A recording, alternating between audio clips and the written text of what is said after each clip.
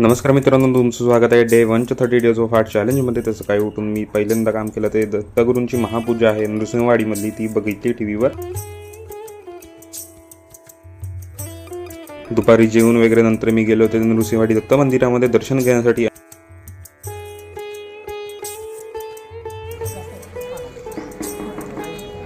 कृष्णा नदीच्या बाजूला असा हा वॉक घेऊन खूप जास्त भारी वाटला. आणि त्यानंतर मी बसलो ते टेंबे स्वामी महाराजांच्या मठामध्ये, आणि हे असं विलोभनीय एक दृश्य दिसलं मला.